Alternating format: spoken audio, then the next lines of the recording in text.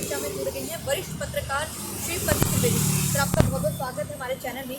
Sir, आज आपने देखा कि मैनपुरी में आज अखिलेश यादव जी की चुनावी रैली थी और साथ ही साथ तमाम भीड़ देखने को मिली और भाषा का एक प्रयोग आज अखिलेश यादव जी ने किया है। उस पर सर आप क्या कहेंगे? देखिए अंजलि, पिछले चुनाव से ही लगातार देखा जा रहा है कि जैसे जैसे चुनाव करीब आता है सभी नेता, चाहे वो किसी भी पार्टी के हों, वो लगातार भाषा की मर्यादा भूलते चले जा रहे हैं। और आज मैनपुरी में जब अखिलेश यादव अपना रथ यात्रा लेकर पहुँचे तो वहाँ भी ये देखने को मिला। हालांकि अखिलेश की तरफ से ये बात जो कही जाएगी उसका सीधा सा मतलब ये होगा कि उन्होंने एक जवाब दिया है, क्योंकि इससे पहले प्रधानमंत्री की ओर से जो लाल टोपी को लेकर जो बातें उठाई गई थी, अखिलेश ने आज जो कुछ भी कहा वो उसके जवाब में कहा। तो बस कुल मिलाकर अखिलेश यादव ने जो भाषा की, आप कह सकते हैं कि मर्यादा थोड़ी सी तोड़ी है, वो यही है। उन्होंने आज साफ तौर पे कहा कि लाल रंग देख के सांड घबराता है। और मतलब बीजेपी का भी इस बार पूरी तरीके से उत्तर प्रदेश में सफाया हो जाएगा और लाल रंग जो है वो उनके लिए एक तरीके से काल बन के सामने आएगा। सर, साथ में आज ये भी देखा गया कि अखिलेश यादव की रैली में तमाम भीड़ देखने को मिली है। ये भीड़ किस ओर संकेत करता है? देखिए अंजलि, अखिलेश यादव जिस क्षेत्र को बिलोंग करते हैं वो इलाका पूरी तरीके से समाजवादी पार्टी का गढ़ कहा जाता है। और इस इलाके में केवल आज जहाँ पे अखिलेश यादव थे, मैनपुरी और एटा, ये दो ही जगह नहीं हैं। इसके अलावा कन्नौज, फर्रुखाबाद, फिरोज़ाबाद, इटावा, ये 4-5 ज़िले जो हैं वो समाजवादी पार्टी के बहुत बड़ा वोट बैंक है समाजवादी पार्टी का इन जगहों पर। और समाजवादी पार्टी ने पिछले विधानसभा चुनाव में इन जगहों पर बहुत अच्छी सीटें भी हासिल की।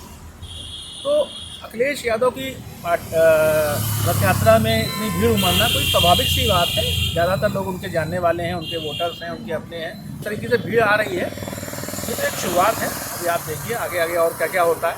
सर, आज रैली के दौरान अखिलेश यादव ने तमाम कई बड़ी बातें की। मैं चाहती हूँ बातों को आप डिस्क्राइब करके हमारे दर्शकों को बताइए। क्या जो तमाम बड़ी बात, एक तो अपनी भाषा की जो बात की थी, इसके अलावा और भी कई ऐसी बड़ी बातें आज की गई है। अखिलेश यादव लगातार उनकी कोई भी रैली आप देख लीजिए, इससे पहले वो पूर्वी उत्तर प्रदेश का दौरा कर चुके हैं, पूर्वांचल के कई ज़िले उन्होंने कवर किए हैं। पूरी तरीके से उनके निशाने पर योगी और मोदी, यही दो लोग होते हैं। कुल मिलाकर उनकी पूरी राजनीति इस समय योगी को अटैक करने पर है। उसी तरीके से यहाँ पर भी उन्होंने पूरी तरीके से अपना जो भाषा थी, अपनी जो बातें थी, अपने जो तीर थे, तर्कश से जो भी तीर छोड़े, वो केवल और केवल योगी के ऊपर हमला करने पर ही छोड़े। और यहाँ पर भी उन्होंने वही ज़्यादातर बातें वही दोहराई हैं कि भाजपा सरकार में कतई कोई विकास नहीं हुआ, बीजेपी सरकार में जो कुछ भी हो रहा है वो मतलब जनता उसे पसंद नहीं कर रही है, जनता ने उसे दरकिनार कर दिया है और समाजवादी पार्टी ही एक बार फिर से सत्ता में आएगी। सर, जिस तरह से मैं एक बार फिर से अखिलेश यादव जी की रैली में आना चाहूँगी कि हम बात कर रहे थे आप लाल टोपी की, और बात कर रहे थे आज उन्होंने लाल टोपी को जिस तरह का संकेत बताया, डेंजरस जोन का उन्होंने एक संकेत दिया है। तो ये डेंजरस जोन का जो संकेत था साफ तौर पर ये बीजेपी की ओर इशारा करता है। तो कहीं ना कहीं क्या चुनाव को लेकर अखिलेश यादव जी का माइंड पूरा क्लियर कर चुके हैं कि भाई आने वाला समय हमारा है, सबको हमसे सचेत रहना चाहिए, ये सचेत रहना चाहिए? ये तो हर राजनीतिक पार्टी का एक ही उद्देश्य होता है, किसी भी तरीके से सत्ता हासिल करना। ये हर राजनीतिक पार्टी का उद्देश्य होता है, तो चाहे वो समाजवादी पार्टी हो, चाहे वो बहुजन समाज पार्टी हो, या भारतीय जनता पार्टी हो, या कांग्रेस हो। तो ये तो हर पार्टी का उद्देश्य यही है कि हम किसी भी तरीके से सत्ता हासिल करें। बीजेपी अपनी ओर से अपनी बातें गिनाती है, अखिलेश यादव अपनी ओर से अपनी बातें गिनाते हैं, इसलिए इसमें कोई भी नयापन नहीं है। हाँ, लेकिन कम से कम नेताओं को अपनी भाषा की मर्यादा कतई नहीं भूलनी चाहिए, ये मतलब मेरा ये मानना है व्यक्तिगत तौर पर। और जिस तरीके से आजकल आरोप प्रत्यारोप लगाए जा रहे हैं, ये कतई सही नहीं है। आपको एक छोटा सा उदाहरण और देता हूँ। कल नगीना में असदुद्दीन ओवैसी की MIM के जो नेता हैं उनकी रैली थी। उनकी रैली में इतना गंदी बातें बोली गई हैं, उनको मतलब बोला तक नहीं जा सकता है।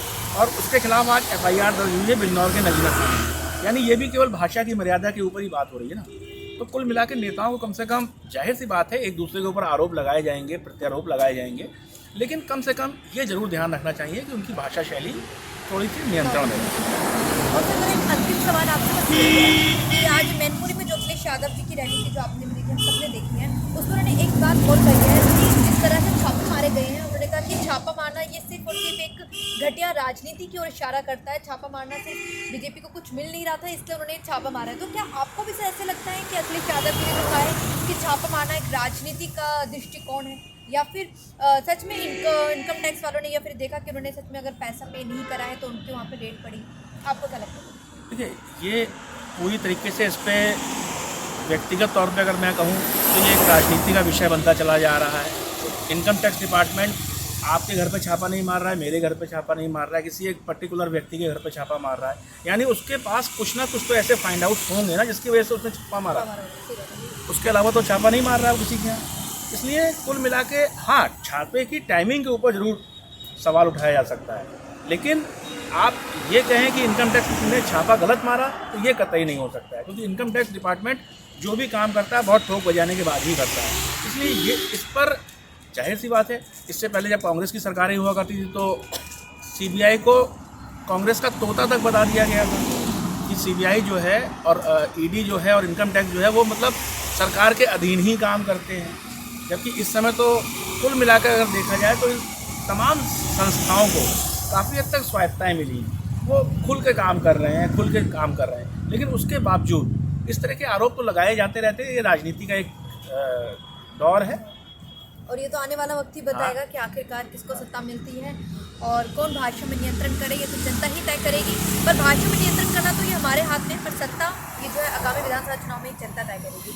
Thank you so much sir इस तमाम जानकारी के लिए और हमारे साथ महत्वपूर्ण विषय पर चर्चा करने के लिए। Thank you so much.